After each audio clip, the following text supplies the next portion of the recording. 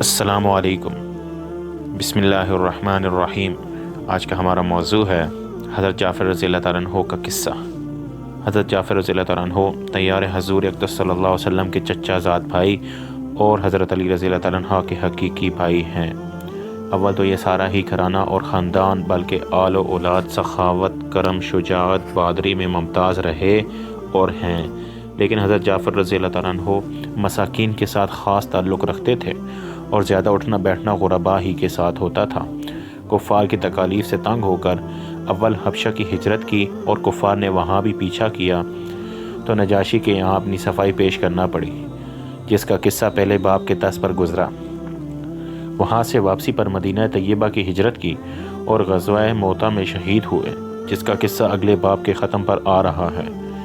ان کے انتقال کی خبر پر حضور صلی اللہ علیہ وسلم ان کے گھر تعزیت کے طور پر تشریف لے گئے اور ان کے صاحبزادوں عبداللہ اور اون اور محمد کو بلایا۔ وہ سب کم عمر تھے، ان کے سر پر ہاتھ پھیرا اور برکت کی دعا فرمائی۔ ساری ہی اولاد میں باپ کا رنگ تھا، مگر عبداللہ میں سخاوت کا مضمون بہت زیادہ تھا، اسی وجہ سے ان کا لقب قطب السخا، سخاوت کا قطب تھا۔ 7 برس کی عمر میں حضور اقدس صلی اللہ علیہ وسلم سے بیعت ہوئی۔ انہوں نے عبداللہ بن جعفر رضی اللہ تعالیٰ عنہ سے کسی شخص نے حضرت علی کرم اللہ وجہہ کے یہاں سفارش کرائی۔ ان کی سفارش پر اس کا کام ہو گیا تو اس نے نذرانے کے طور پر 40,000 درہم بھیجے۔ انہوں نے واپس کر دیے کہ ہم لوگ اپنی نیکی کو فروخت نہیں کیا کرتے۔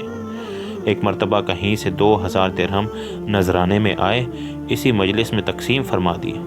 ایک تاجر بہت سی شکر لے کر آیا مگر بازار میں فروخت نہ ہوئی، اس کو فکر و رنج ہوا۔ عبداللہ بن جعفر رضی اللہ تعالیٰ عنہ نے اپنے کارندوں سے کہا کہ ساری شکر اس سے خرید دو اور لوگوں میں مفت لوٹا دو۔ رات کو قبیلے میں جو مہمان آ جاتا تھا وہ ان کے یہاں سے کھانا پینا، ہر قسم کی ضروریات پورا کرتا۔ حضرت عبیر رضی اللہ تعالیٰ عنہ ایک لڑائی میں شریک تھے۔ ایک دن اپنے بیٹے عبداللہ کو وصیت فرمائی کہ میرا خیال یہ ہے کہ آج میں شہید ہو جاؤں گا، تم میرا قرض ادا کر دینا اور فلاں فلاں کام کرنا۔ یہ وصیتیں کر کے اسی دن شہید ہو گئے۔ صاحبزادے نے جب قرض کو جوڑا تو 20 لاکھ درہم تھے، اور یہ قرضہ بھی اس طرح ہوا تھا کہ امانت دار بہت مشہور تھے۔ لوگ اپنی اپنی امانتیں بہت کثرت سے رکھتے، یہ فرما دیتے کہ رکھنے کی جگہ تو میرے پاس نہیں، یہ رقم قرض ہے، جب تمہیں ضرورت ہو لے لینا، یہ کہہ کر اس کو صدقہ کر دیتے۔ اور یہ بھی وصیت کی کہ جب کوئی مشکل پیش آئے تو میرے مولا سے کہہ دینا۔ عبداللہ رضی اللہ تعالیٰ عنہ کہتے ہیں کہ میں مولا کو نہ سمجھا۔ میں نے پوچھا کہ آپ کے مولا کون؟ فرمایا کہ اللہ تعالیٰ۔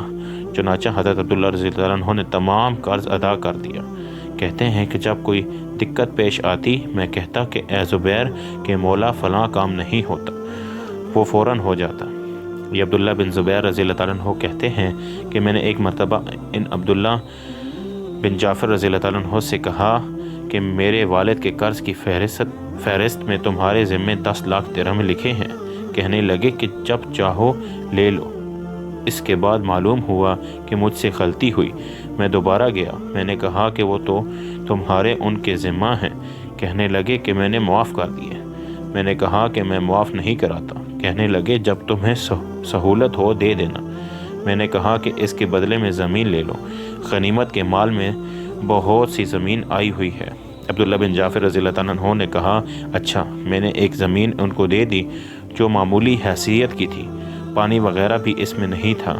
انہوں نے فوراً قبول کر لی اور غلام سے کہا کہ اس زمین میں مصلی بچھا دے۔ اس نے مصلی بچھا دیا، 2 رکعت نماز وہاں پڑھی اور بہت دیر تک سجدے میں پڑے رہے۔ نماز سے فارغ ہو کر غلام سے کہا کہ اس جگہ کو کھودو۔ اس نے کھودنا شروع کیا، ایک پانی کا چشمہ وہاں سے ابلنے لگا۔ فائدہ: ان حضرات صحابہ کرام کے یہاں یہ اور اس قسم کی چیزیں جو اس باب میں لکھی گئیں کوئی بڑی بات نہ تھی، ان حضرات کی عام عادتیں ایسی ہی تھیں۔ بس میرے بھائی دوستو، جو کچھ پڑھا سنا اللہ پاک اس پر عمل کرنے کی اور دوسروں تک پہنچانے کی توفیق عطا فرمائے، آمین۔